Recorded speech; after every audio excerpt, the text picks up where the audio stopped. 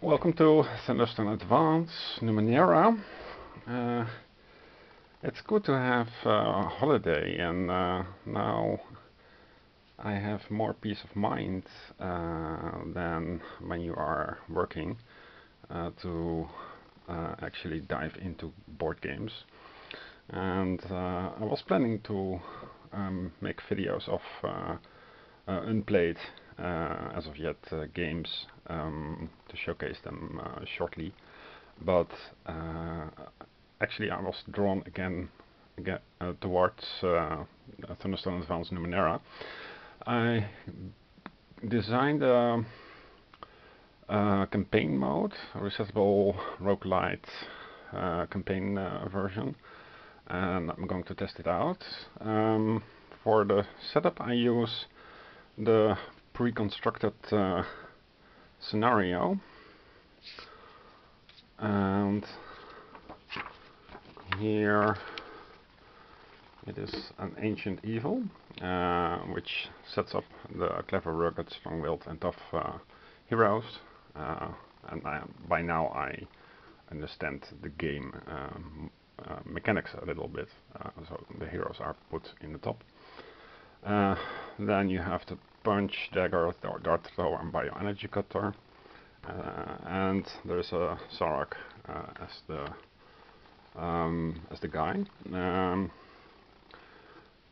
The board is Wilderness. Wilderness is a little bit easier because it's less punishing toward the light penalties. Artwork is really nice.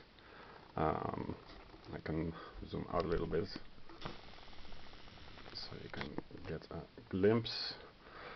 I also watched a lot of videos on Thunderstorm Advance. It's mostly a high fantasy thing, so it doesn't really gel well, at least for my taste, with Numenera setting. In Thunderstorm Advanced there are diseases. I hope the camera zooms in. These are all called Iron Wind in the Numenera version. You can think of Numenera as some kind of a nano-infested planet. I'm also playing on standard difficulty, so I used a tiered deck, so tier 1, tier 2, tier 3 separated, then a third of tier 1 and tier 2 becomes tier 1.5, and a third of tier 2 and 3 become 2.5, and then you remove 5 of the bottom level 3s, then you put in the boss on the bottom, and then you have a nicely increasing difficulty, and it gives a lot of variety because you get Seski level 1, which is worth 3 stones, 3 XP. And this one is also level 1, and they're just starting with level 1s. Now the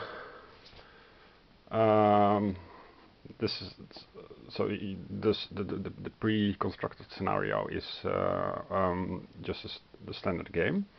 In my campaign version, the monsters that escape the dungeon do not sit idly in the corner, but they enter the village.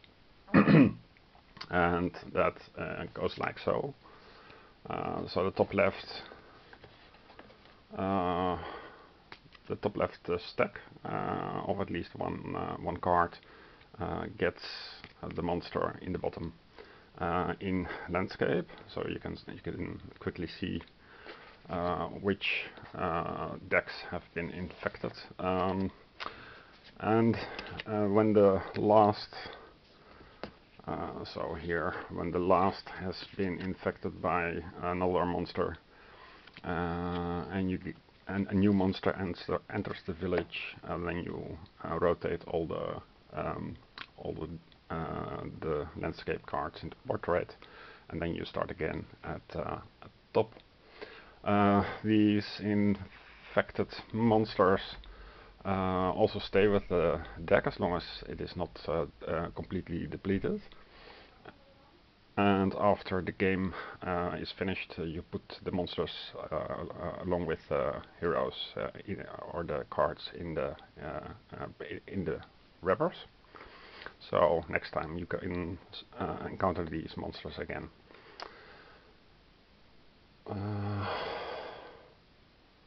So yeah, that and a campaign consists of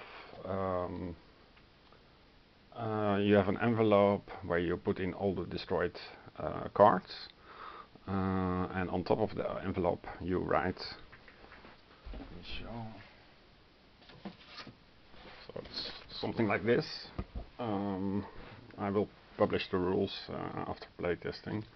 So the current difficulty is W1, so it's wilderness dungeon, and every infecting monster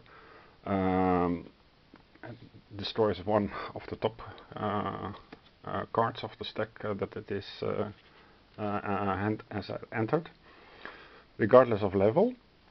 The next difficulty level is a D1, so that means a dungeon board, and also irrespective of monster level, you destroy one card from the deck, from the stack the monster is in. And then next difficulty is WL, so it's wilderness board, but now leveled, so level 3 monsters. You really don't want them in the village because they discard 3 cards from the stack. Then difficulty is dungeon L, so DL. It's on the dungeon board, and also you take into consideration the monster level because that's how many you destroy from the stack. And there is eternal mode, where you keep a fixed village, and you try to survive the village, guiding it through the thunderstone bearers, so the 3 from the game. And when you start the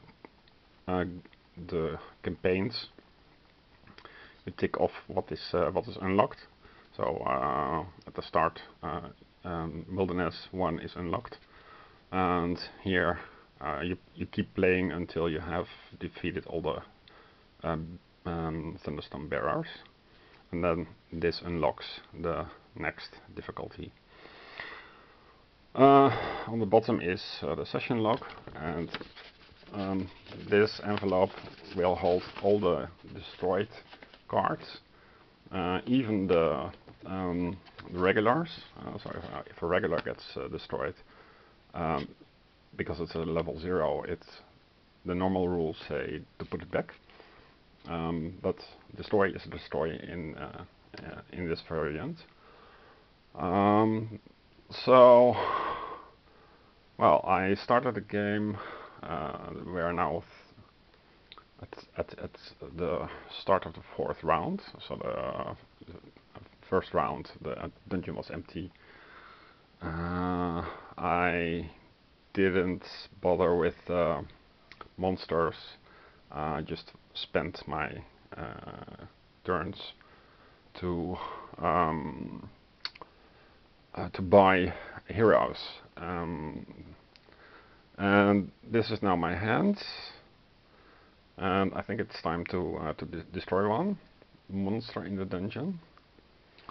And this one gives the most XP tokens, I think. But I have to check.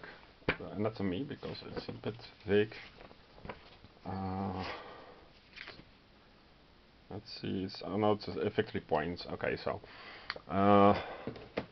the top right is, or the bottom right thing is only for the end game victory points.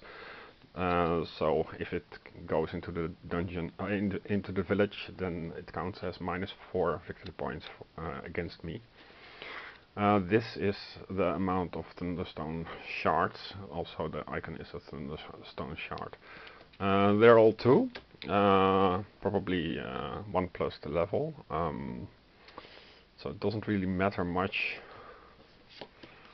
which one I get, but let's see. Aftermath, gain 1 disease, so I would gain 1 iron wind. This one also has gain 1 disease, so a lot of iron winds. To get rid of the iron winds, you need to rest. So that would be just a bit lame, but yeah, by resting you can kill your deck whenever you find such iron winds. But I think we'll have to, well, it doesn't make sense to wait, and I can defeat them. The Thunderstone shards, so for my hands, it is physical attack +1, +2, +4. This is not equipped, but it's active. So it's 4, 5, and 6, 7, 8. Plus, this is equipped with pole arm, so I gain another card. But the base value is 8, so I draw another card. And I'm not sure if you have to decide which one to attack, but we already decided that we go into the dungeon and just see what we can find. So this cancels out to darkness. So we can. This is so the penalty is 0, 1, 2. This one says suffer light